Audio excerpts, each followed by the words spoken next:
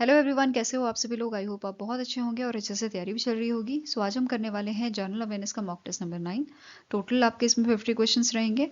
And अगर आपने इसका प्रीवियस मॉक अटेम्प्ट नहीं किया है तो आई बटन पे क्लिक कर दीजिएगा। यहाँ पे आपको इसका लिंक विजिबल हो जाएगा मॉक टेस्ट नंबर 8 का। ठीक है, so let's begin with the session. First question आपका है, on July 2025 the government of India extended president rule in Manipur till February 13, 2026, under which article of Indian Constitution is president's rule imposed when a state government fails to function according to the constitutional provision। तो recently अभी जो है आपका government of India द्वारा president rule extend किया गया है मणिपुर में। कब तक एक्सटेंड किया गया है? 13 फरवरी 2026। ठीक है, स्टार्ट कब हुआ था? 13 फरवरी 2025 को स्टार्ट हुआ था और अभी इसे फर्दर आपके कुछ महीनों के लिए एक्सटेंड कर दिया गया है। एंड ये जो आपका प्रेसिडेंट रूल होता है ये आर्टिकल 356 के तहत लगाया जाता है। ठीक है, आंसर आपका यहाँ पे क्या हो जाएगा? It is option number D. Next question है, what is the name of a newly launch postal service aimed at making the delivery of educational, social, cultural and religious book more affordable across India. तो recently जो हमारे union minister हैं ministry of communication के, Jyotiraditya M Scindia, इनके द्वारा एक postal service launch की गई थी जिसका नाम है ज्ञान पोस्ट। ठीक है, अब इस सर्विस के थ्रू आप जो है अपनी जैसे मतलब जो आपका बुक्स हैं, एजुकेशनल मटेरियल है, वो आप इजीली भेज सकते हो। ठीक है, बाय पोस्ट इसे भेज सकते हो आप। और यहाँ पे आपका जो प्राइस है, जो कॉस्ट है, वो भी कम लगेगी। जैसे अप टू 300 ग्राम्स ये रखा गया है 20 रुपीज़, और मैक्सिमम आपका 5 kg तक अगर पैकेट है तो उसमें 100 रुपये आपको यहाँ पे देने पड़ेंगे। ठीक है, और आप एक और चीज़ जो इसमें अच्छी है कि आप ये अपनी जो मतलब बुक्स या मतलब जो भी आपका मटेरियल है वो कहाँ तक पहुँचा है उसे भी इजीली आप ट्रैक कर सकते हो, तो ये ट्रैकेबल है। ठीक है, now next is which state government launch the Thalliki Vandanam scheme providing ₹15,000 financial assistance annually per school going child. तो रिसेंटली कौन सा स्टेट है जिसने इस स्कीम को लॉन्च किया है, ताली की वंदनम स्कीम को? तो it is launch by the Andhra Pradesh. किसने लॉन्च किया है? आंध्र प्रदेश द्वारा इसको लॉन्च किया गया है। जो स्कूल गोइंग बच्चे हैं उनको फाइनेंशियल, बेसिकली उनके लिए फाइनेंशियल असिस्टेंट प्रोवाइड करने के लिए। ठीक है, तो पहले फेज में यहाँ पे 8,745 करोड़ का अमाउंट जो है इस स्कीम के लिए दिया गया है 2025 से 2026 तक का।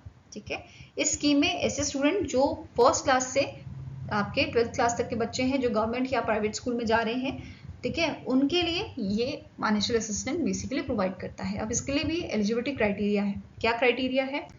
जैसे एनुअल इनकम जो है फैमिली की वो आपकी less than equals to 1.2 lakh होनी चाहिए अर्बन एरिया में। वहीं पे अगर रूरल एरिया में हो तो 1 लाख होनी चाहिए। आपके पास राइस कार्ड या आधार लिंक्ड बैंक अकाउंट होना चाहिए जिसमें आपका फाइनेंशियल असिस्टेंट या अमाउंट जो है वो स्कीम के थ्रू भेजा जाएगा। ठीक है, लैंड होल्डिंग जो है आपकी वो लेस देन 3 एकड़ होनी चाहिए। अगर वेट है, अगर ड्राई है तो 10 एकड़ होनी चाहिए या कंबाइन भी हो सकती है। ठीक है, दूसरा नेक्स्ट आपका पॉइंट क्या कह रहा है कि आपके पास 4 व्हीलर नहीं होना चाहिए, एक्सेप्ट ऑटो, ट्रैक्टर, टैक्सी, ये सब चलेगा। ठीक है, कोई म्यूनिसिपल प्रॉपर्टी जो है वो आपकी 1000 स्क्वायर फीट से ज़्यादा नहीं होनी चाहिए। इलेक्ट्रिसिटी यूसेज आपका जो है less than 300 units per month होना चाहिए। एम्प्लॉयमेंट रूल जो है आपका यहाँ पे क्या रखा है कि आपका कोई भी जो आपका घर का मेंबर है वो आपका गवर्नमेंट एम्प्लॉय नहीं होना चाहिए, except low income sanitation worker.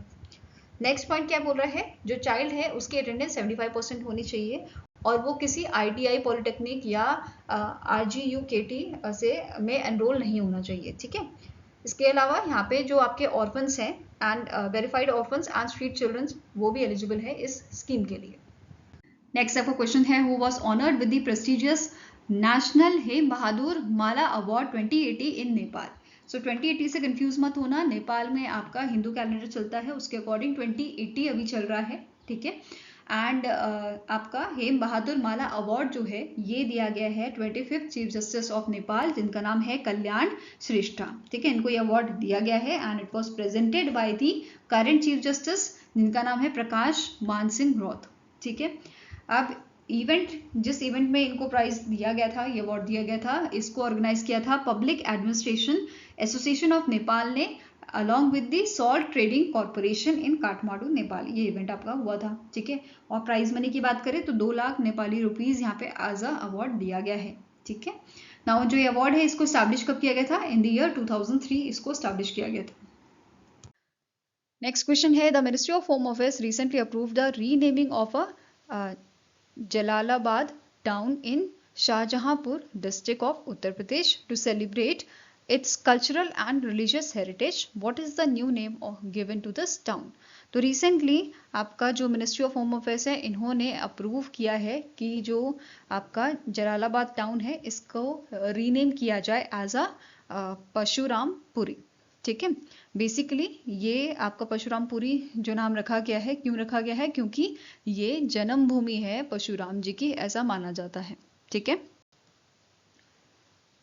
Next is, what are the names of India's first 2 genome edited rice varieties announced by the Union Minister Shivraj Singh Chauhan, जो हमारे एग्रीकल्चर मिनिस्टर हैं। तो कौन सी इनमें से 2 वैरायटी है?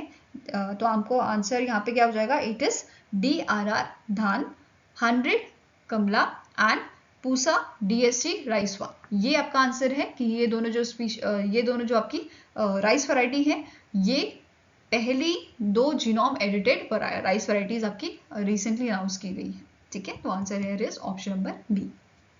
नाउ अब इनकी बात कर लेते हैं वैरायटी की। पहली वैरायटी आपकी है DRR धान 100, जिसे आपके हैदराबाद की ICAR Indian institute of rice research द्वारा डेवलप किया गया है एंड इसे डिराइव किया गया है from your high yield green rice Samba Mussoorie.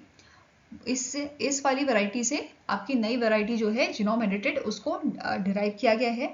और यहाँ पे इन्होंने बताया है कि जो ओरिजिनल वैरायटी है वो लगभग आपकी 130 डेज में तैयार होती है, बट जो नई जीनोम एडिटेड वैरायटी है आपकी ये 15 से 20 दिन कम लेगी तैयार होने में, ठीक है। And yield 25% more which is about 8 tonne more per hectare. तो मतलब ये आपकी ज्यादा प्रोडक्शन भी हमें देगी, okay. Next is Pusa DSC rice one. इसे डेवलप किया है न्यू दिल्ली की ICAR Indian agriculture research institute ने एंड इसे आपका MTU 1010 से डिराइव किया गया है और ये आपकी डिजाइन की गई है सेलाइन एंड एल्कलाइन सॉइल के लिए, ओके। इसके अलावा जो हमारे यूनियन मिनिस्टर हैं इन्होंने इंट्रोड्यूस किया था -5+10 फॉर्मूला, विच इज कि हमें जो एरिया है आपका, मतलब जहाँ पे हम राइस प्रोडक्शन कर रहे हैं उस एरिया को आपका कम करना है, 5 मिलियन हेक्टेयर कम करना है और हमारी जो प्रोडक्शन है वो 10 मिलियन टन आपकी बढ़ जाएगी इन द सेम एरिया, ठीक है। इसके अलावा जो एरिया आपका कम किया गया है उसमें आप बाकी क्रॉप्स जो है वो उगा सकते हैं, ठीक है। ये इस फॉर्मूला का मेन एम है कि छोटे एरिया में ही हम ज्यादा प्रोडक्शन करें, ओके। इसके साथ ही इस इवेंट में हमारे जो यूनियन मिनिस्टर हैं शिवराज सिंह चौहान, इन्होंने जो साइंटिस्ट थे जिन्होंने इन एडिटेड वैरायटीज को आपका डेवलप किया है उनको यहाँ पे ऑनर दिया था। यहाँ पे आप उनके नाम देख सकते हैं, ओके। नेक्स्ट है, according to the world press freedom index 2025 release by the reporters without borders, which country top the index.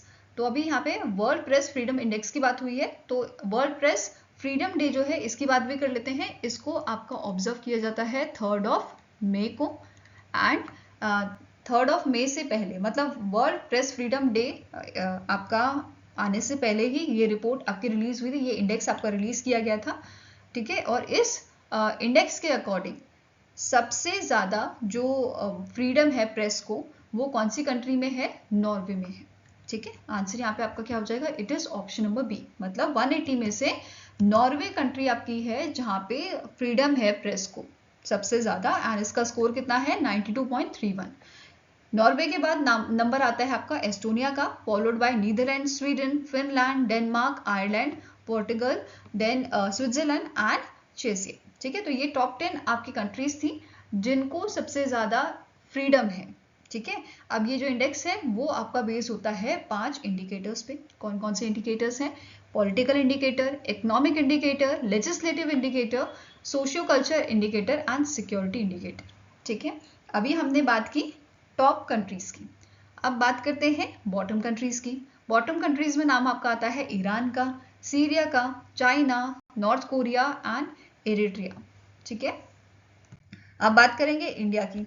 India की 2025 में वर्ल्ड प्रेस फ्रीडम इंडेक्स 2025 में इंडिया की रैंक थी 151 आउट ऑफ 180 और यही रैंक 2024 में कितनी थी 159। तो इंडिया ने यहाँ पे इम्प्रूव किया है ना। अब बात करेंगे आपके इंडिकेटर्स पे, ठीक है। तो इंडिया के पॉलिटिकल इंडिकेटर की बात करें तो इसमें रैंक थी 155, इकोनॉमिक इंडिकेटर था 132 पे एंड इसका स्कोर था 34.17। लेजिस्लेटिव में बात करें तो ये 141 था। सोशल इंडिकेटर में 160 रैंक थी इंडिया की और सिक्योरिटी की बात करें तो 155 रैंक थी। ओके, अब बात कर लेते हैं हमारे पड़ोसी देशों की। नेपाल की रैंक थी 90, मालदीव की थी 104, श्रीलंका इज 139, बांग्लादेश था 149 पे, भूटान आपका है 152 पे, पाकिस्तान है 158, Myanmar 169, Afghanistan 175 and China 178। Okay, now next is which city has been officially recognized by the World Health Organization as a age-friendly city, becoming part of a global network of age-friendly cities and communities.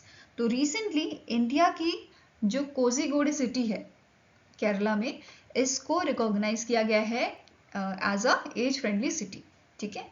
तो यहाँ पे answer क्या हो जाएगा, it is your option number A. अब कोजिकोड जो है second Indian city बनी है after Kochi and second city बनी है आपके साउथ एशिया की, WHO की साउथ ईस्ट एशिया रीजन की आफ्टर श्रीलंका वेला वेया, जिसने ज्वाइन किया है WHO के global network for age friendly cities and communities को, ठीक है। तो इंडिया से सेकेंड सिटी बनी है, इससे पहले कोची इसका पार्ट बन चुकी है, ठीक है। और अगर बात करें WHO की साउथ ईस्ट एशिया रीजन की तो ये आपकी सेकेंड सिटी बनी है, ठीक है।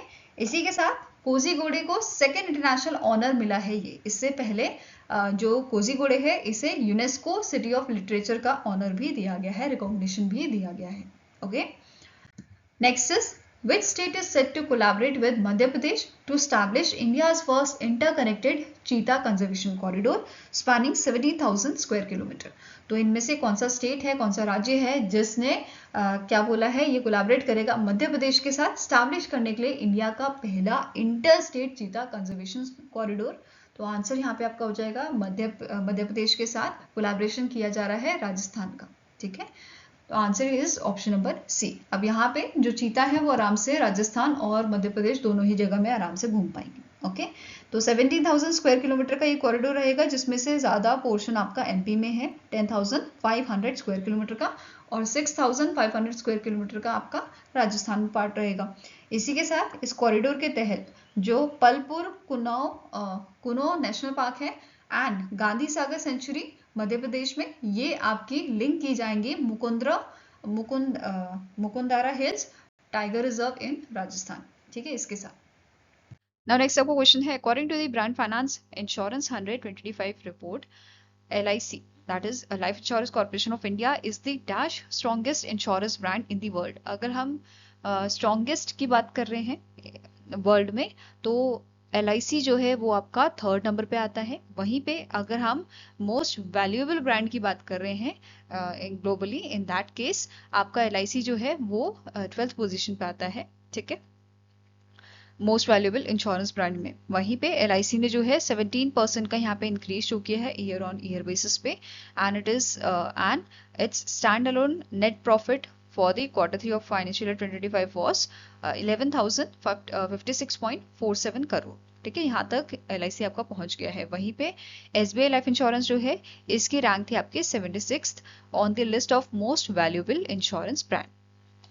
नेक्स्ट बात करते हैं मोस्ट वैल्यूएबल इंश्योरेंस ब्रांड की। तो यहाँ पे आप देख सकते हो पिंग एंड नेक्स्ट क्वेश्चन है, who recently became the youngest player to score the century in a Indian Premier League history? तो IPL की हिस्ट्री में आपके यंगेस्ट पर्सन कौन से बने हैं, यंगेस्ट प्लेयर कौन से बने हैं जिन्होंने सेंचुरी आपका बनाया है? तो इट इज वैभव सूर्यवंशी जो सिर्फ 14 साल के हैं और इन्होंने सेंचुरी बनाया है IPL में एंड ये बिलोंग करते हैं आपके राजस्थान रॉयल्स से, ठीक है। नाउ इनसे पहले ये टाइटल किसके पास था? रियान प्रयाग के पास एंड इनसे पहले संजू सैमसन के पास था, ठीक है। नेक्स्ट क्वेश्चन है, which bank signed an MOU with the Land Port Authority of India to enhance banking services at the 26 land ports along India's borders with Nepal, Bangladesh, Bhutan and Myanmar? तो इनमें से कौन सा bank है जिसने MOU sign किया है land ports authority of India के साथ? तो answer here is it is state bank of India. ठीक है, किसने साइन किया है? स्टेट बैंक ऑफ इंडिया ने ये अग्रीमेंट साइन किया है। और एसबीआई की तरफ से डेप्यूटी जनरल मैनेजर जो आपके हैं एसएन पनिग्रही, इन्होंने एमओयू साइन किया था एलपीएआई के डायरेक्टर के साथ, विद्याधर झा के साथ। ओके, नाउ इसके अलावा एक चीज आपको नोट करनी है, एसबीआई का टारगेट है कि हमें एनुअल बॉर्डर ट्रेड वॉल्यूम जो है वो इंक्रीज करना है 2 ट्रिलियन बाय 2030। आपका 2025 में है 80,000 और इसे हमें 2 ट्रिलियन करना है 2030 तक। ठीक है, नाउ स्टैटिक इन्फॉर्मेशन कवर करेंगे एलपीएआई की। तो इसके चेयरपर्सन है आदित्य मिश्रा, हेडक्वार्टर आपका न्यू दिल्ली में लोकेटेड है और इसे 2012 में स्टैब्लिश किया गया था। नेक्स्ट क्वेश्चन है, the Sadhan, a self-regulatory organization, signed an MOU with which bank to improve financial access for small, micro and women-led enterprises, particularly in the rural and semi-urban area of India. तो साधन ने एक MOU sign किया है bank of India के साथ, ठीक है, इम्प्रूव करने के लिए financial access small, micro and women led enterprises की। ओके, तो answer here is option number A. और सिग्नेटरीज की बात करें तो आपके साधन के जो सीईओ हैं G G Memon and P R Rajagopal, executive director आपके हैं बैंक ऑफ इंडिया के, इनके बीच में यह अग्रीमेंट साइन हुआ था। Next is, who are the authors of a book Ramanujan journey of a great mathematician launched by the National Archives of India in collaboration with वानी प्रकाशन ग्रुप? तो इनमें से कौन से आपके ऑथर हैं इस Ramanujan journey of great mathematician book के? तो आंसर आपका हो जाएगा, इनका नाम है अरुण सिंघल एंड देवेंद्र कुमार शर्मा। ठीक है, they both are the authors of this book. यहाँ पे आप इस बुक की इमेज देख सकते हैं। Next is, who launched the e-Kalyan portal developed by the Department for Empowerment of Scheduled Caste, Other Backward Classes, Minorities and Specially Abled? तो इनमें से कौन से आपके शख्स हैं जिनके द्वारा इस e-Kalyan पोर्टल को लॉन्च किया गया था, जो department for empowerment of schedule caste, other backward classes, minorities and specially abled द्वारा बनाया गया है, डेवलप किया गया है? तो आंसर इज, ये आपके हैं सीएम है हिमाचल प्रदेश के सुखविंदर सिंह सुक्खू द्वारा इसको लॉन्च किया गया था। Next is, which organization launched the accelerating innovative monitoring for nature restoration, that is AIM for nature initiative, enhance करने के लिए global monitoring of a ecosystem restoration? तो इनमें से कौन सी ऑर्गेनाइजेशन है जिसने इस इनिशिएटिव को लॉन्च किया है? तो it is launch by the food and agriculture organisation, that is FAO द्वारा इसको आपका इस इनिशिएटिव को जो है लॉन्च किया गया है। ये जो इनिशिएटिव है ये डायरेक्टली सपोर्ट प्रोवाइड करेगा target 2 of Kunming Montreal global biodiversity framework को, जो रीस्टोर करेगा आपके 30% डिग्रेडेड इकोसिस्टम को बाय 2030। ठीक है, तो इसमें अपना योगदान देगा, यहाँ पे सपोर्ट करेगा। नाउ स्टैटिक इन्फॉर्मेशन भी कवर कर लेते हैं FAO की। तो इसका हेडक्वार्टर रोमिटली में लोकेटेड है, डीजी है क्यू डोंगयू और इसे स्टैब्लिश किया गया था 1945।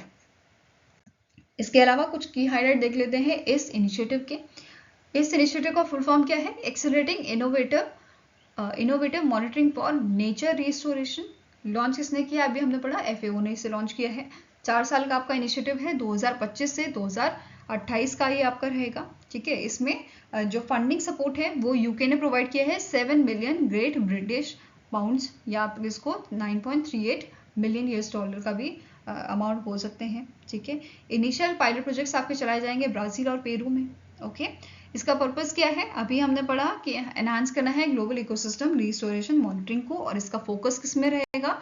Forest, wetlands, grasslands, marine ecosystem, degraded farmlands में। ठीक है, इस इनिशिएटिव के अंदर हम जो है यूज करेंगे framework for ecosystem restoration monitoring का for better tracking and reporting. Okay, next question है, which company has become the first private firm to receive reinsurance license from IRDAI? Reinsurance क्या होता है? Insurance for the insurance companies या insurance for insurer. ठीक है, ये होता है आपका री-इंश्योरर, मतलब जो इंश्योरेंस कंपनी को इंश्योरेंस दे। ठीक है, अब रिसेंटली IRDAI ने इनमें से कौन सी कंपनी है जिसको री इंश्योरेंस आपका लाइसेंस प्रोवाइड किया है? तो it is your option number B, value attics reinsurance को reinsurance licence R2। Now other points देखें, तो जैसे कि मैंने आपको बोला GIC जो है ये आपके एक पब्लिक सेक्टर एंटिटी है जो अभी तक इकलौती री इंश्योरर थी इंडिया की। एंड अभी जो है वैल्यूएटिक्स सेकेंडरी इंश्योरर बन गई है, ठीक है, and it is a private firm. Now IRDAI की बात करें तो इसकी स्टार्टिंग इन्फॉर्मेशन कवर कर रहे हैं। IRDAI को जो है बनाया गया था 1999 में, एंड इसको इनकॉर्पोरेट किया गया था as a saturated body in April 2000। Okay, इसके चेयरपर्सन कौन है करेंटली? अजय सेठ, और इसका हेडक्वार्टर हैदराबाद तेलंगाना में आपका लोकेटेड है। Next is in 2025, during the 10th anniversary of a global geoparks network, the UNESCO Global Geopark Council added dash new sites across 11 countries to this network. तो रिसेंटली यूनेस्को की global geopark council ने 16 नए sites जो हैं वो आपके select किए गए हैं, ऐड किए हैं, ठीक है, एंड कितनी कंट्रीज से? 11 कंट्रीज से। तो answer is option number D. Total 16 sites इसमें ऐड किए गए हैं, जिसमें से एक भी साइट इंडिया की ऐड नहीं हुई है इस बार, ठीक है। नाउ टोटल कितनी साइट्स हो गई हैं? 229 साइट्स हो गई हैं अक्रॉस 50 कंट्रीज, ओके, जिसमें से नॉर्थ कोरिया की पहली आपकी साइट ऐड हुई है माउंट पेक्टू, एंड सऊदी अरेबिया से 2 साइट आपकी यहाँ पे शामिल हुई है, नॉर्थ रियाद एंड सालमा, ठीक है। मतलब सऊदी अरेबिया और नॉर्थ कोरिया ऐसी कंट्री बनी है जिनकी पहली साइट इस बार ऐड हुई है। फाइन। नाउ यहाँ पे आप पूरी 16 साइट्स देख सकते हैं, जैसे चाइना से 2 यहाँ पे साइट ऐड हुई हैं, कनबुला एंड युनयांग, इटली से मूर जियोपार्क, वियतनाम से लैंगसॉन, नॉर्थ कोरिया का भी हमने पढ़ा, एक्वाडोर से नापो सेमैको एंड टुंग्रा हुआ वॉल्केनो जो है वो इस लिस्ट में ऐड किया गया है। बाकी लिस्ट आप यहाँ पे देख सकते हैं। अब बात कर लेते हैं कुछ और पॉइंट्स की, जैसे यूनेस्को ग्लोबल जियोपार्क रीवैलिडेशन 2025 की अगर हम बात करें तो यहाँ पे यूनेस्को कंडक्ट करता है रीवैलिडेशन प्रोसेस हर 4 साल में, इंश्योर करने के लिए क्वालिटी स्टैंडर्ड्स को, ठीक है। अब इसमें भी 2 टाइप के आपके होते हैं, एक होता है ग्रीन कार्ड जो 4 साल के लिए बेसिकली ग्रांट किया जाता है, renewal status granted for 4 years. Yellow card में आपका रिन्यूअल स्टेटस जो है वो 2 साल के लिए दिया जाता है, ठीक है। अब इस बार टोटल 39 साइट्स का रीवैलिडेशन किया गया है, जिसमें से 33 को ग्रीन कार्ड दिया गया है और 6 को yellow card, okay. Next is where was Babuji Vanam the world's first energy transmission garden inaugurated. तो वर्ल्ड का पहला एनर्जी ट्रांसमिशन गार्डन इंडिया के हैदराबाद में आपका इनॉग्रेट किया गया है, कान्हा शांति वनम हैदराबाद में ये आपका लोकेटेड है, इनॉग्रेट किया गया है, ठीक है। अब ये जो इनॉग्रेशन था ये किया था तेलंगाना के गवर्नर द्वारा, जिष्णु देव वर्मा द्वारा ये आपका इनॉग्रेट किया गया था, एंड इस इनिशिएटिव को डेवलप किया है in collaboration with the ministry of culture, ठीक है। अब इनॉग्रेशन जो है ये किया गया था 125 बर्थ एनिवर्सरी जो थी पूज्य बाबूजी महाराज जी की, उनके बर्थ एनिवर्सरी पे इसे इनॉग्रेट किया गया था। क्लियर है? नाउ अब ये जो आपका वन है, ठीक है, वनम जो बाबूजी वनम है, इसमें आपकी टोटल 40 स्पीशीज जो हैं मेडिसिनल ट्रीज की वो यहाँ पे आपको इंक्लूड की गई हैं, जैसे नीम हो गया, रेड सैंडलवुड हो गया, तुलसी हो गया। तो इन सब की जो मेडिसिनल ट्रीज हैं वो यहाँ पे आपके इस गार्डन में अवेलेबल हैं। इसी के साथ यहाँ पे 2 पब्लिकेशन जो हैं वो इस इवेंट में रिलीज किए गए थे, ठीक है। पहली आपकी है होली तीर्थंकर्स, जो है आपकी स्पिरिचुअल मतलब बेसिकली ये आपकी जो पब्लिकेशन है ये बताती है about the spiritual legacy of 24 Jain tirthankars, ठीक है। एंड दूसरी आपकी पब्लिकेशन है अ सिम्फनी ऑफ लव, ठीक है। 2 पब्लिकेशन लॉन्च की गई थी यहाँ पे। Next is according to the updated data from the survey of India, what is the new official length of India's coast line as of 2025। तो आपका रिसेंटली सर्वे ऑफ इंडिया ने अपडेटेड डेटा जो है प्रोवाइड किया है about the coast line, India की जो coast line है। इनिशियली ये आपकी 1970 के आसपास जो है आपका जो प्रीवियस डेटा है वो दिया गया था। नाउ 2025 में नया अपडेटेड डेटा क्या बोलता है कि हमारी जो कोस्ट लाइन है वो कितनी है, ये 11,098.81 किलोमीटर्स की है।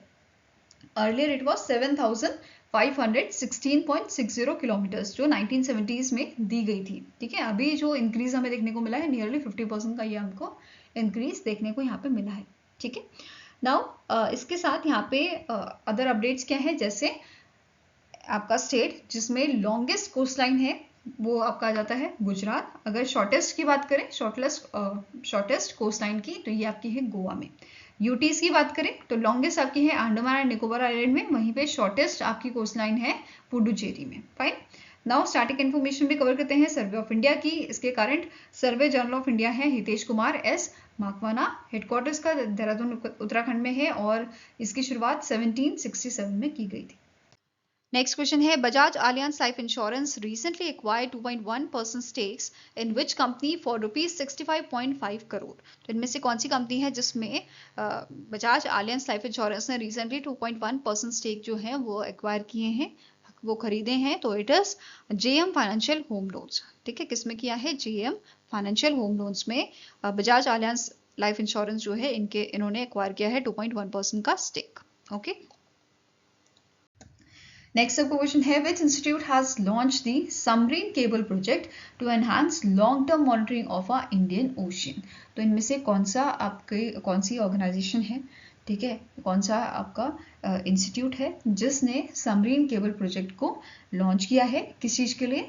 इंडियन ओशियन की मॉनिटरिंग करने के लिए, ठीक है, लॉन्ग टर्म मॉनिटरिंग करने के लिए। तो it is done by the Indian national centre for ocean information services. ठीक है, इनके द्वारा ये आपका लॉन्च किया गया था। इस प्रोजेक्ट के तहत 150 किलोमीटर्स की सबमरीन केबल जो है वो आपकी इंस्टॉल की जाएगी वेंदूर में, Wandoor off the coast of Wandoor in the Andaman and Nicobar island. ठीक है, इनको इसकी बात करें, इसके डायरेक्टर आपके हैं डॉक्टर बालाकृष्णन नायर। इसका हेडक्वार्टर हैदराबाद तेलंगाना में लोकेटेड है और 1999 में इसे स्टैब्लिश किया गया था। नेक्स्ट आपका क्वेश्चन है which company launch India's first artificial intelligence powered gold melting automated teller machine. तो इनमें से कौन सी ऑर्गेनाइजेशन है जिसने इंडिया की पहली AI powered gold melting automated teller machine को लॉन्च किया है? तो it is launch by the gold सिक्का लिमिटेड। किसने लॉन्च किया है? गोल्ड सिक्का लिमिटेड द्वारा इसको लॉन्च किया गया है और 2022 में इसी ऑर्गेनाइजेशन ने इंडिया का पहला रियल टाइम गोल्ड एटीएम जो है वो लॉन्च किया था। ठीक है, ये नोट करना है। साथ में ही अभी हमने बात की कि यहाँ पे AI powered gold melting machine की बात हो रही है, उसे लॉन्च किया गया है।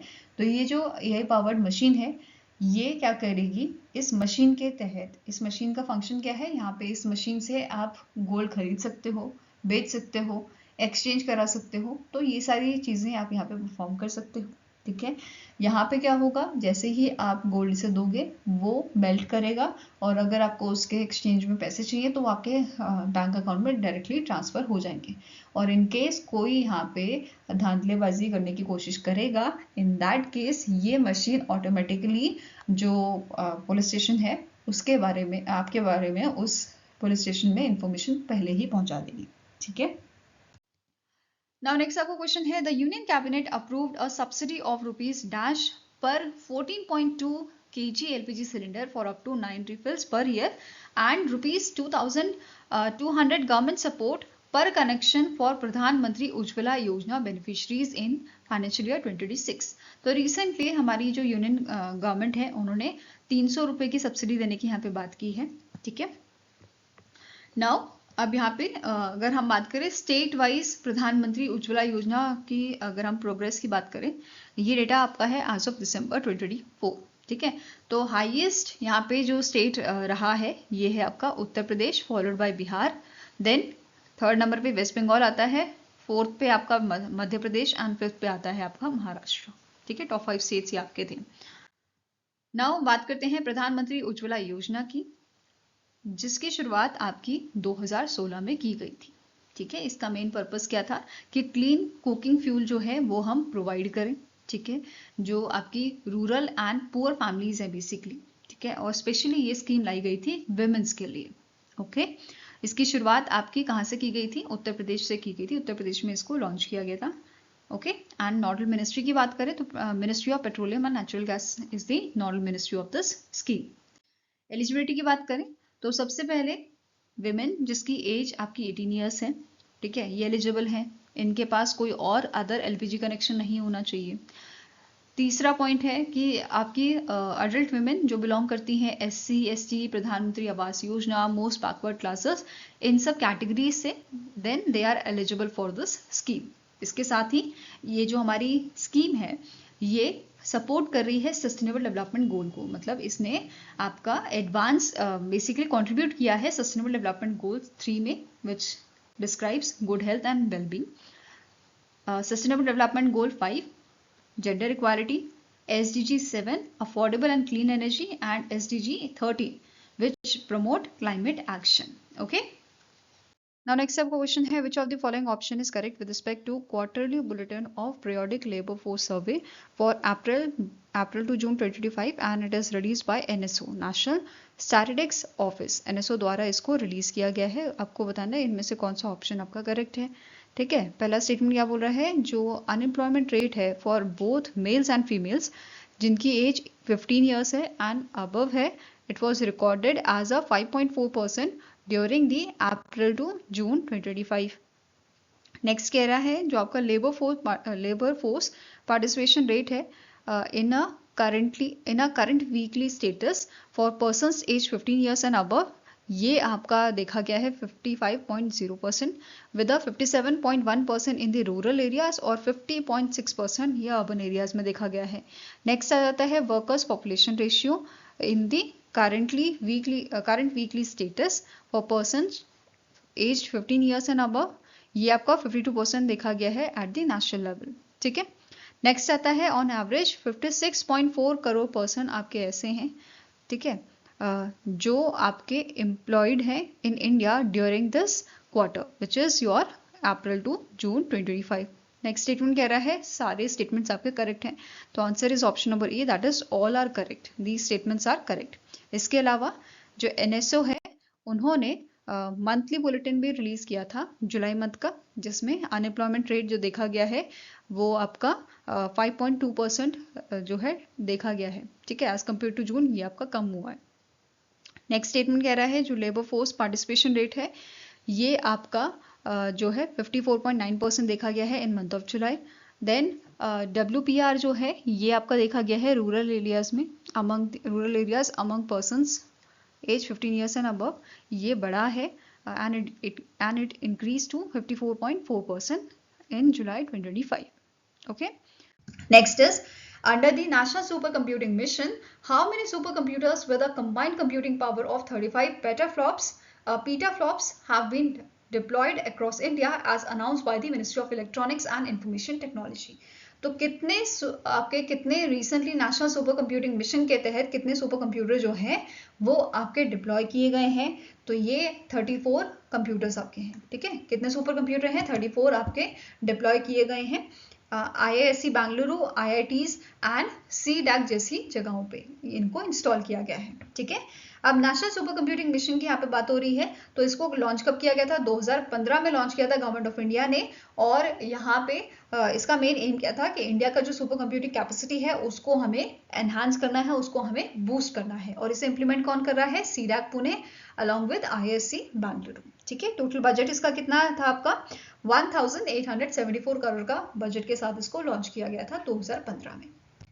नेक्स्ट बात करेंगे यहाँ पे कौन कौन से कंप्यूटर जो है सुपर कंप्यूटर जो है वो आपके लॉन्च किए गए थे. जैसे 2019 में परम शिवाय जो था इसको आपका इनॉग्रेट किया गया था PM मोदी जी ने IIT BHU में.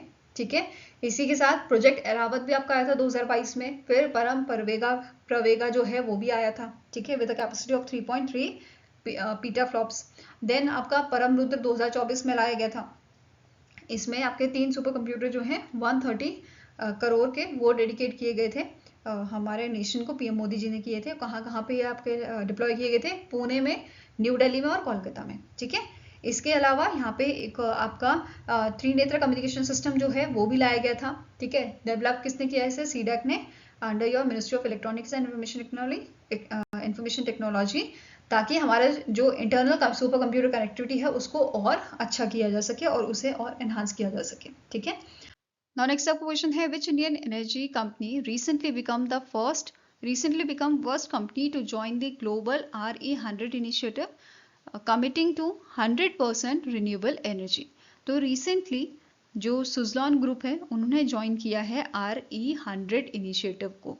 अब ये इनिशिएटिव है क्या, बेसिकली जो कंपनी इस इनिशिएटिव को ज्वाइन करती है तो उसका जो एंटायरली जो वर्क होता है वो रिन्यूएबल एनर्जी पे बेस्ड होता है. मतलब कि जैसे फॉर एग्जांपल सुजलॉन ग्रुप जो है इसकी जो 15 आपकी फर्म्स हैं वो बेसिकली आपकी रन करेंगी रिन्यूएबल सोर्सेस पे। ऐसा इन्होंने बोला है, ये इनका टारगेट है कि 2030 तक ये अपनी फैक्ट्रीज को रिन्यूएबल सोर्सेस से चलाएंगे। ठीक है, अब इनका एक और टारगेट है कि इन्हें अचीव करना है carbon neutrality for its direct and purchase electricity emission by 2035 and इनको पहुंचना है, इनको रीच करना है net zero across its full value chain by the 2040, ऐसा इन्होंने यहाँ पे मेंशन किया है।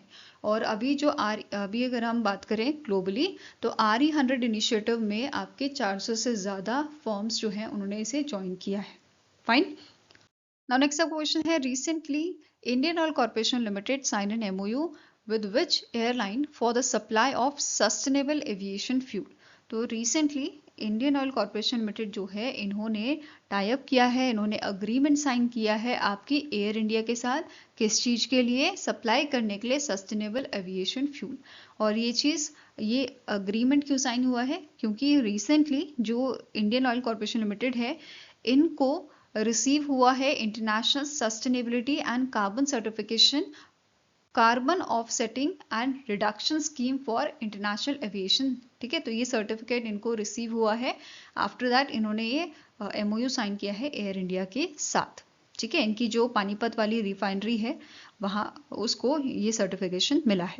ठीक है, Now next question है, which bank has become the first Indian public sector bank to migrate its corporate website to secure.bank.in domain।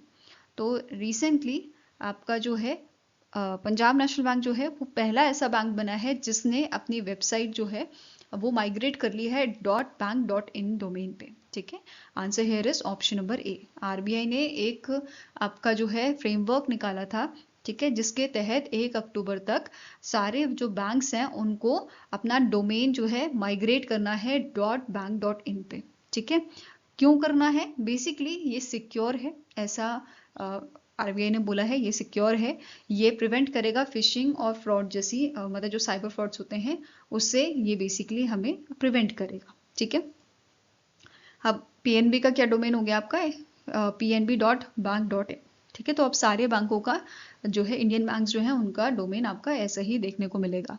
ठीक है, नेक्स्ट आपका क्वेश्चन है, recently in August the Exim Bank, that is Export Import Bank of India, signed a $40 million commercial credit line agreement with which African-based bank to support development projects across Africa। तो Africa में development projects को support करने के लिए India के Exim bank जो है इसने अग्रीमेंट साइन किया है $40 मिलियन का। ठीक है, कौन से बैंक के साथ किया है, अफ्रीका के ECOWAS bank for investment and development के साथ। फाइन, अब यहाँ पे सिग्नेटरीज की बात करें तो EBID से डॉक्टर जॉर्ज एगेकुम डॉनकर थे और इंडिया की तरफ से मतलब एक्सिम बैंक की तरफ से अशोक कुमार वर्तिया जो हैं, जो chief executive of India Exim bank हैं, एक्सिम बैंक लंदन के हैं, उनके द्वारा ये अग्रीमेंट साइन किया गया था। नाउ एक्सिम बैंक की बात करें तो इसके MD करेंटली हैं हर्षा बांगरी, हेडक्वार्टर मुंबई महाराष्ट्र में लोकेटेड है और इसे 1982 में आपका स्टैब्लिश किया गया था। Fine. Now next is which IIT in partnership with the Federal Express Corporation, that is FedEx, जो US की आपकी कंपनी है, इन्होंने लॉन्च किया है, इन दोनों ऑर्गेनाइजेशन ने मिलकर, मतलब इनमें से कौन सा IIT है आपको बताना है जिसने पार्टनरशिप की है FedEx के साथ लॉन्च करने के लिए, FedEx smart centre supply chain modelling algorithm research and technology centre, Chennai Tamil Nadu में। ठीक है, तो आंसर हो जाएगा IIT मद्रास द्वारा ये अग्रीमेंट जो है, सॉरी ये पार्टनरशिप जो है हुई है IIT मद्रास और FedEx के बीच में लॉन्च करने के लिए इस FedEx स्मार्ट सेंटर को। ठीक है, IIT मद्रास के कैंपस में ये आपका लॉन्च किया गया था। ठीक है, इसका मेन एम क्या है, आपका डेवलप करना है AI ड्रिवन लॉजिस्टिक्स सॉल्यूशंस को, और इस चीज़ के लिए FedEx ने यहाँ पे 5 साल के लिए फंडिंग देने का यहाँ पे बोला है कि वो 5 साल के लिए $5 मिलियन की फंडिंग प्रोवाइड करेंगे। ठीक है, नाउ नेक्स्ट आपको क्वेश्चन है, the cabinet committee on security recently approve the purchase of a 97 light combat aircraft Tejas mark 1A fighter jet worth ₹62,000 crore for Indian air force from which aerospace company. तो recently ये जो purchase है, ठीक है, 97 LCA तेजस mark 1 fighter jet का, ये basically आपका purchase किया जाएगा HAL से, हिंदुस्तान एरोनॉटिक्स लिमिटेड से। तो आंसर यहाँ पे क्या है, it is option number B. और वर्थ कितनी है, 62,000 करोड़ का ये आपका पूरा अग्रीमेंट है। ठीक है, अब जो नया बैच आएगा आपका, ठीक है, तेजस मार्क 1A का, ये रिप्लेस करेगा MiG 21 फ्लीट को। ठीक है, HAL की बात करें, इसके CMD है doctor DK Sunil, headquarter Bengaluru Karnataka में लोकेटेड है और इसे 1940 में आपका स्टैब्लिश किया गया था। फाइन। नाउ नेक्स्ट आपको क्वेश्चन है, consider the following statement about the 11th edition of India energy storage week. ठीक है, इंडिया एनर्जी स्टोरेज वीक जो आपका कहाँ पे हुआ था, न्यू दिल्ली में हुआ था। तो इसके रिगार्डिंग आपके पॉइंट्स हैं, आपको बताना है कौन सा यहाँ पे जो है करेक्ट है। ठीक है, पहला स्टेटमेंट यहाँ पे क्या बोल रहा है, the event was held at the India international convention and expo centre in the Yashobhoomi New Delhi. Next statement है कि जो कॉन्फ्रेंस है इसे ऑर्गेनाइज किया था ministry of road transport and highways ने। Next says Union Minister Harsh Malhotra inaugurated the session titled India's roadmap for vehicle electrification. Next statement है कि यूनियन मिनिस्टर पीयूष गोयल ने अनवील किया था ₹1 lakh crore research development and innovation fund, जिसका main M है boost करना next generation battery technologies को। And the last says जो तेलंगाना है इसे IESA इंडस्ट्री एक्सीलेंस अवार्ड मिला है 2025 का for state leadership in battery manufacturing. तो यहाँ पे कौन सा आपका जो स्टेटमेंट है वो करेक्ट है, तो आंसर क्या हो जाएगा, that is first, third, fourth and fifth, they all are correct. यहाँ पे जो ऑप्शन आपका सेकंड है दिस इज इनकरेक्ट, क्योंकि ये जो कॉन्फ्रेंस थी इसे ऑर्गेनाइज किया था इंडिया एनर्जी स्टोरेज अलायंस ने। क्लियर है। नेक्स्ट यहाँ पे आपका है इससे जुड़ी हुई आपका थोड़ा डिटेल इन्फॉर्मेशन है। जैसे तेलंगाना को अभी हमने पढ़ा कि IESA इंडस्ट्री एक्सीलेंस अवार्ड मिला था। ठीक है, और ये अवार्ड रिसीव किसने किया था, SK शर्मा जो डायरेक्टर हैं आपके electronics and EV and ESS के, इनके द्वारा मतलब इन्होंने ये अवार्ड जो है रिसीव किया था on behalf of Telangana government. ठीक है, नेक्स्ट स्टेटमेंट है कि जो जय भारत मूर्ति ग्रुप है इन्होंने ऑफिशियल लॉन्च किया था इनका energy storage business during this conference, and इन्होंने फर्दर इंट्रोड्यूस किया था battery energy storage system with a declared capacity of 6 gigawatt hour.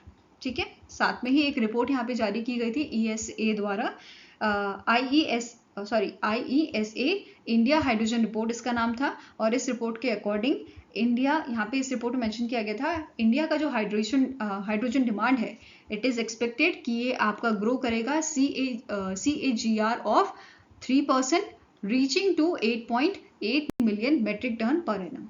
ठीक है, नेक्स्ट आपका यहाँ पे पॉइंट क्या है, इस रिपोर्ट में हाईलाइट किया गया था कि अगर 30% of announce green hydrogen capacity हम कमीशन कर लेते हैं within a 10 year, then electrolytic and bio hydrogen could meet nearly 31% of the hydrogen demand by the year 2032। इसी के साथ 4 स्टेट्स जैसे ओडिशा, गुजरात, कर्नाटका और आंध्र प्रदेश जो हैं ये अकाउंटेड हैं for 82% of the total announced 9 MTPA green hydrogen capacity projects के लिए। ठीक है, इसके अलावा नेक्स्ट स्टेटमेंट आपका क्या कह रहा है, nearly 72% of announced projects target जो है ये टारगेट कर रहे हैं green hydrogen use for ammonia production, and 20% projects जो हैं they have not announced and use applications. ठीक है, नाउ नेक्स्ट आपको क्वेश्चन है, इन July 2025 which financial institution partnered with Japan based Sumitomo Mitsui Financial Group to form a joint venture for providing wealth management services in Japan। तो इनमें से कौन सी India की आपकी फाइनेंशियल इंस्टीट्यूशन है जिसने यहाँ पे पार्टनरशिप किया है ताकि ये वेल्थ मैनेजमेंट सर्विसेज प्रोवाइड कर सकें जापान में। तो answer here is option number C, that is SBI holdings. ठीक है, इनके द्वारा यहाँ पे पार्टनरशिप की गई थी। Now The SMFG SBI holding partnership aims to manage, ये कितना मैनेज करेंगे यहाँ पे फंड, 10 ट्रिलियन जापानीज येन का, अप्रॉक्सीमेटली $69 बिलियन का in asset with in a 5 years। ठीक है, and this joint venture will be funded by the SMFG subsidies जैसे SMBC हो गया, SMBC निको securities, and SBI holding subsidies जैसे SBI holdings and SBI securities. Now next question आपका है, which company recently received approval from RBI to operate as a cross border payment aggregator। तो इनमें से कौन सी आपकी कंपनी है जिसे आपका रिसेंटली अप्रूवल मिला है आरबीआई से कि वो ऑपरेट कर सकता है क्रॉस बॉर्डर पेमेंट एग्रीगेटर। तो answer here is option number C, that is Xflow. इस ऑर्गेनाइजेशन का नाम है, इस कंपनी का नाम है एक्सफ्लो। इसके अलावा अदर पेमेंट एग्रीगेटर जिनको या अदर आपकी कंपनीज जिन्हें आरबीआई का लाइसेंस मिला हुआ है, एटियन इंडिया टेक्नोलॉजी सर्विसेज लिमिटेड है, अमेजॉन पे है, कैश फ्री पेमेंट्स, ठीक है, ये सारे आपके यहाँ पे एग्जाम्पल लिखे हुए हैं आप जिनके पास जो है लाइसेंस है क्रॉस बॉर्डर पेमेंट एग्रीगेटर्स का, ठीक है। नाउ नेक्स्ट आपका क्वेश्चन है, what is the name of a Turkey's first indigenously developed hypersonic ballistic missile. तो इनमें से कौन सी बैलिस्टिक मिसाइल है जिसे रिसेंटली अनवील किया है टर्की ने। तो answer here is it is option number D, that is typhoon block 4 नाम की इनकी जो है आपकी बैलिस्टिक हाइपरसोनिक बैलिस्टिक मिसाइल है। एंड यहाँ पे अगर इसके डायमेंशंस की बात करें तो इसकी लेंथ है 6.5 मीटर की, डायमीटर इसका है 938 मिलीमीटर। वेट की बात करें इट इज 2300 किलोग्राम्स। स्पीड इसकी है मैच 5+ एंड मैक्सिमम रेंज इसकी आपकी है 800 किलोमीटर्स की। एक्यूरेसी आपकी 5 मीटर्स की है, ठीक है। देन वॉरहेड, मल्टीपर्पज वॉरहेड ये आपका रहेगा, ठीक है। इसके अलावा यहाँ पे टर्की जो है ये सेकेंड नाटो आपका मेंबर बना है, North Atlantic Treaty Organisation member बना है आफ्टर यूएसए, जिसने डेवलप किया है हाइपरसोनिक मिसाइल्स को, ठीक है। नेक्स्ट आपका क्वेश्चन है, which among the following organisation has successfully launch the 24 Kuiper broadband internet satellites for Amazon.com। तो इनमें से कौन सी ऑर्गेनाइजेशन है जिन्होंने 24 क्यूपर ब्रॉडबैंड इंटरनेट सैटेलाइट्स आपकी जो है सक्सेसफुली लॉन्च की है, किसके लिए, Amazon.com के लिए। तो it is launch by the SpaceX, ठीक है। किसने लॉन्च की है, SpaceX द्वारा इसको लॉन्च किया गया था। अब यहाँ पे क्यूपर प्रोजेक्ट की बात कर लेते हैं। क्यूपर प्रोजेक्ट आपका एक इनिशिएटिव है Amazon.com का, ठीक है, जिसके तहत इनका एम क्या है कि इनको लो अर्थ ऑर्बिट सैटेलाइट कॉन्स्टलेशन बनाना है, मतलब ग्रुप ऑफ सैटेलाइट्स इनको बनानी है जो हमें आपका हाई स्पीड इंटरनेट जो है प्रोवाइड करे, ठीक है। ये इसका मेन एम है, फाइन। अब यहाँ पे इनका एम क्या है कि ओवर 3,200 सैटेलाइट्स, इससे ज़्यादा सैटेलाइट्स का कॉन्स्टलेशन ये आपका बनाए, ठीक है। ये आपका Amazon.com का एम है। नाउ SpaceX की बात करें तो इसके CEO हैं एलन मस्क। हेडक्वार्टर इसका टेक्सास में है और इसे 2002 में स्टैब्लिश किया गया था, फाइन। नाउ नेक्स्ट आपका क्वेश्चन है, which state governments relief commissioner office signed MOA, that is Memorandum of Association with United Nations Development Program to implement disaster risk reduction programs and strengthen a multi-tiered disaster management system। तो recently इनमें से कौन सी state government का relief commissioner office है जिसने MOA sign किया है United nation development programme के साथ, किस चीज के लिए, डिजास्टर रिस्क रिडक्शन प्रोग्राम को इम्प्लीमेंट करने के लिए और स्ट्रेंथन करने के लिए आपके डिजास्टर मैनेजमेंट सिस्टम को। तो it is Uttar Pradesh government, ठीक है, यूपी की गवर्नमेंट द्वारा ये आपका MOA साइन किया गया था। और इस इनिशिएटिव के लिए यहाँ पे स्टेट गवर्नमेंट ने एलोकेट किए हैं 19.99 करोड़ का बजट एंड ये 3 साल में आपका यूज किया जाएगा, ठीक है।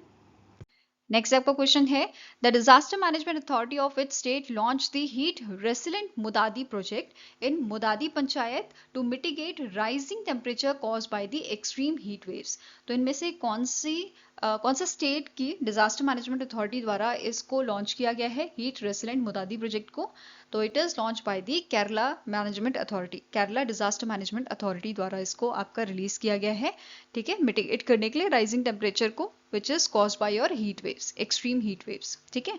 अब मुदादी पंचायत यहाँ पे मुदादी पंचायत ने डिक्लेयर किया है living lab for climate change and by the Kerala disaster management authority for its protective heat resilient strategies. और इसी के साथ कुछ और पॉइंट्स भी आपको नोट करने हैं। जो प्रोजेक्ट है इसे डिजाइन किया गया है for over 1.5 years with expert input from the Kerala institute of local administration, ठीक है। इसमें हजारस एनालिस्ट आपके रहेंगे और ये जो प्रोजेक्ट है इसमें आपके एक्सपर्ट रहेंगे from the disaster management authority, ठीक है, फ्रॉम द केरला, ओके। इसका जो पायलट प्रोजेक्ट है ये आपका यहाँ पे बोला गया है ये स्टार्ट किया जाएगा मुक्कुकुन्नू वेलिया माला एंड मुकुकुन्नु नॉर्थ आंगनवाड़ीज में, और फर्दर मतलब अब यहाँ पे सक्सेसफुल होने के बाद इसको फर्दर आंगनवाड़ीज में भी इम्प्लीमेंट किया जाएगा। ठीक है, इसके अलावा यहाँ पे क्या बोला है, जो हीट रेसिलेंट कंस्ट्रक्शन है, ठीक है, इसमें आपका क्या क्या ऐसे हीट रेसिलेंट कंस्ट्रक्शन यहाँ पे किए जाएंगे, जैसे जो हीट रिफ्लेक्टिंग पेंट्स होंगे वो यूज किए जाएंगे यहाँ पे। ठीक है, बैम्बो बैरियर शेड स्ट्रक्चर्स यहाँ पे शेडेड स्ट्रक्चर्स आपके रखे जाएंगे। फिर कूलिंग पवेलियंस यहाँ पे रखा जाएगा फॉर पब्लिक रिलीफ। तो ये सारी चीजें यहाँ पे मतलब जो है जो हीट ज्यादा बढ़ रही है उसके लिए ये सॉल्यूशंस यहाँ पे दिए जा रहे हैं। ठीक है, now next question है, who topped the second edition of a Fortune 100 most powerful people in the business list released by the Fortune। तो Fortune ने recently आपके लिस्ट जारी की है Fortune 100 most powerful people के नाम से in business। ठीक है, और इसे टॉप किया है जेनसन हुआंग जो है उनके द्वारा इसको टॉप किया गया है, जो सीईओ एंड प्रेसिडेंट है निविडिया की। ठीक है, यहाँ पे टॉप 5 पर्सनालिटी के नाम आप देख सकते हैं।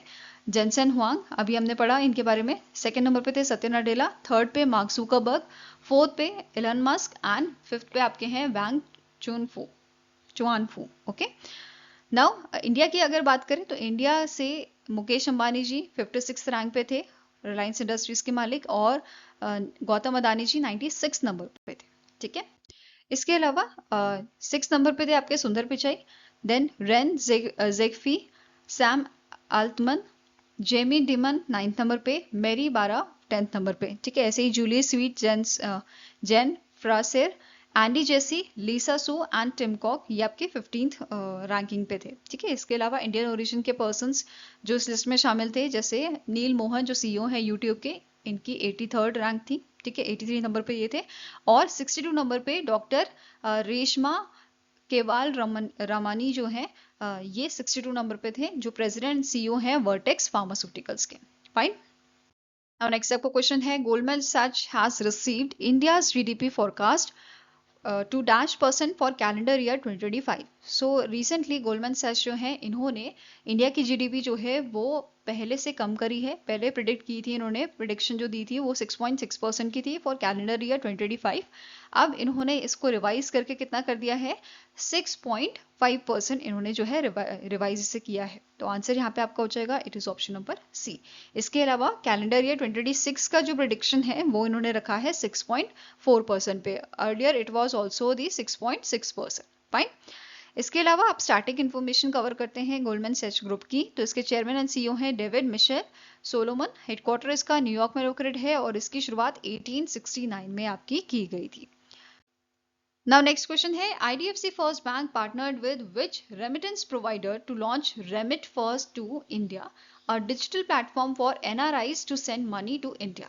तो recently IDFC बैंक ने पार्टनरशिप किया है साइनेक्स के साथ। ठीक है, ये पार्टनरशिप हुई है साइनेक्स के साथ, ताकि जो NRIs हैं वो इंडिया में आराम से पैसा भेज सके और उस पर कोई टैक्स भी यहाँ पे नहीं लगेगा। ठीक है, क्विकली ये पैसा और सिक्योरली ये पैसा जो है भेजा जा सके इंडिया में। ठीक है, साइनेक्स आपकी एक रेमिटेंस प्रोवाइडर है which is licensed by the monetary authority of Singapore. Okay, now next is Bharat earth mover limited, that is BEML जो है, they will set up a train coach manufacturing unit under the project Brahma in which district of Madhya Pradesh. तो recently अभी ये announcement हुआ है कि जो BEML है ये नया मैन्युफैक्चरिंग प्लांट जो है, मैन्युफैक्चरिंग जो यूनिट है ये सेटअप करेंगे मध्य प्रदेश के रेसन में। ठीक है, answer here is option number B.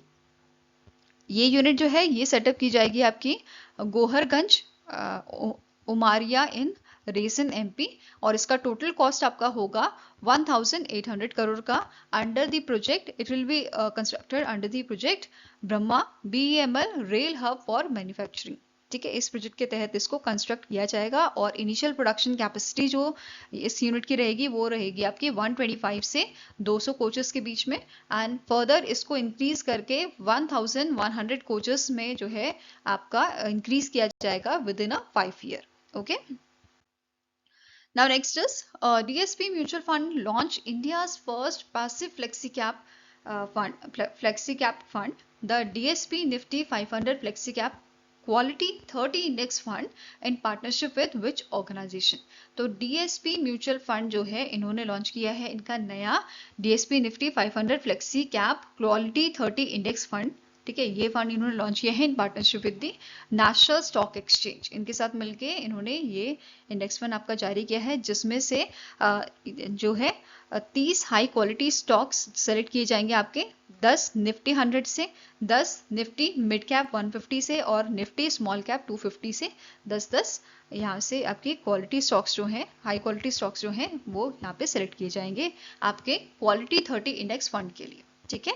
Now DSP mutual fund की बात करें, इसके एमडी एंड सीईओ आपके हैं कल्पेन परेख। हेडक्वार्टर्स का मुंबई महाराष्ट्र में लोकेटेड है और इसकी स्टैब्लिशमेंट हुई थी 1996 में, ओके। Now next आपको क्वेश्चन है, which of the following companies have been identified as a domestic systematically important insurer for the financial year 2025? तो इनमें से कौन से आपकी कंपनीज हैं या कौन सी कंपनी है जिसको आपका डोमेस्टिक सिस्टमैटिकली इंपॉर्टेंट इंश्योरर्स बताया गया है? तो ये तीन आपकी हैं, LIC, new India assurance company and general insurance corporation of India, that is GIC। तो ये तीनों आपकी फाइनेंशियल ईयर 2025 के लिए बताई गई थी डोमेस्टिक सिस्टमैटिकली इंपॉर्टेंट इंश्योर, ठीक है। मतलब अगर ये डूबी तो बहुत बड़ा नुकसान यहाँ पे झेलना पड़ेगा। तो answer here is option number E, all A, B and C are correct. अब यहाँ पे एक एक करके सभी के आपके स्टार्टिंग इन्फॉर्मेशन कवर करते हैं। तो पहले आपकी है LIC, इसके एमडी एंड सीईओ है R दोराईस्वामी। हेडक्वार्टर मुंबई महाराष्ट्र में लोकेटेड है और 1956 में इसे स्टैब्लिश किया गया था। वहीं पे न्यू इंडिया इंश्योरेंस कंपनी की बात करें तो इसके CMD है गिरिजा सुब्रमण्यन। हेडक्वार्टर मुंबई महाराष्ट्र में लोकेटेड है और 1919 में इसकी शुरुआत की गई थी।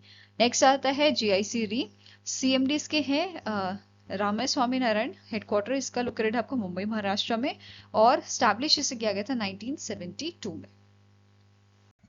Next is, which Indian state became the first to introduce a dedicated policy for the maritime manufacturing sector by approving the shipbuilding, ship repair and ship recycling policy 2025? तो इनमें से कौन सा स्टेट जो है वो पहला स्टेट बना है जिसने इंट्रोड्यूस किया है इस पॉलिसी को?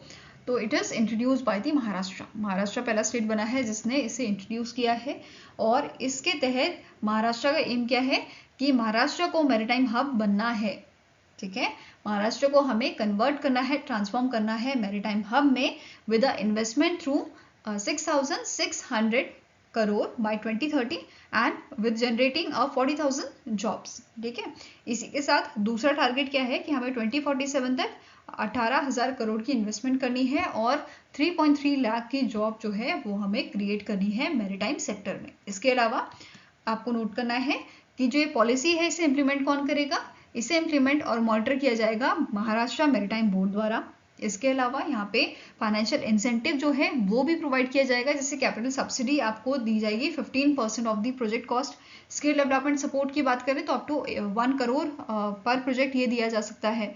देन R&D में अप टू 25 करोड़ का। और लैंड एलोकेशन की अगर बात करें तो लॉन्ग टर्म लीज यहाँ पे आपकी है 30 ईयर्स की, ठीक है।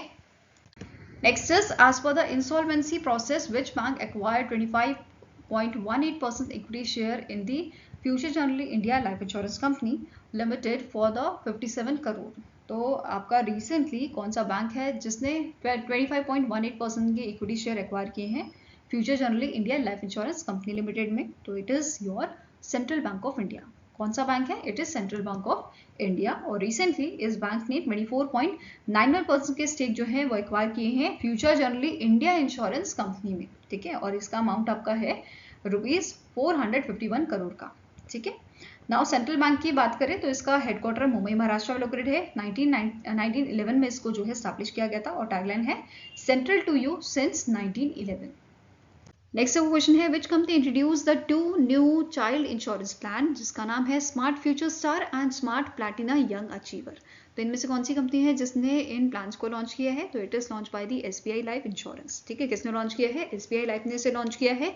और ये प्लान बेसिकली आपके टारगेट करते हैं बच्चों की एजुकेशन को, मतलब अगर बच्चे बड़े होते हैं तो उनकी जो एजुकेशन कॉस्ट है वो भी महंगी होती जाती है। जैसे स्कूल में कम फीस होती है, अगर फिर बच्चा कॉलेज जा रहा है उसकी ज़्यादा फीस लगती है, फिर अगर अब्रॉड उसने पढ़ना है तो और ज़्यादा वहाँ पे फीस देनी होती है। तो इन सब प्रॉब्लम को कैटर करने के लिए ये प्लान्स आपके लॉन्च। नेक्स्ट क्वेश्चन है, which film from the Satyajit Ray film and Television Institute, which comes under the Ministry of Information and Broadcasting, has been selected for the La Cinef section at 78th